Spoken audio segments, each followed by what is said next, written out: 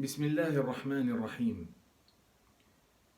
Beaucoup de personnes vivent très mal le confinement que nous impose la pandémie actuelle.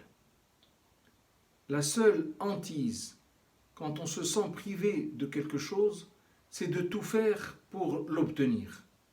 C'est pourquoi, malgré l'état d'urgence sanitaire en vigueur, nos rues ne se vident pas totalement.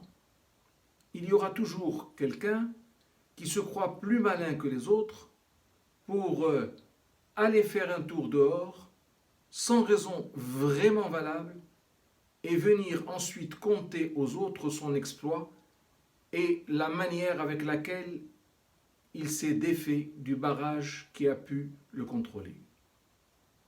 Pourtant, il n'y a pas besoin de se conduire ainsi pour prouver ses performances. Il y a d'autres manières de mettre en exergue sa grandeur. Le meilleur moyen de profiter du confinement que nous vivons actuellement n'est pas de braver les dangers qui nous menacent, mais de faire bon usage du temps qu'il met à notre disposition. N'est-il pas plus sage de faire de la contrainte un moment de retraite spirituelle inédit?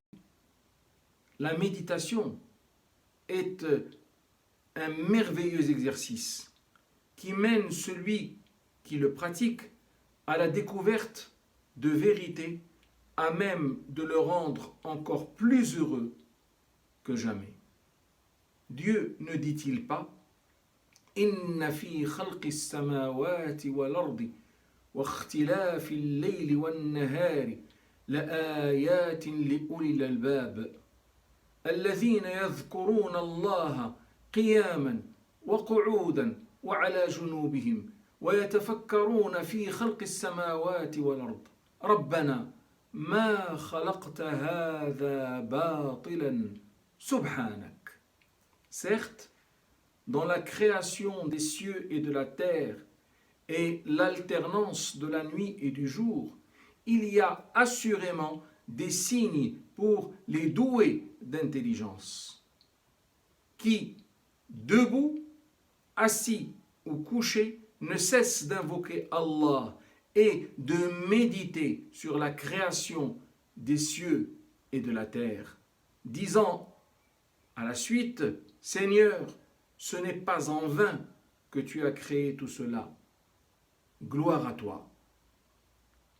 Et il n'y a pas que la méditation autour de la création.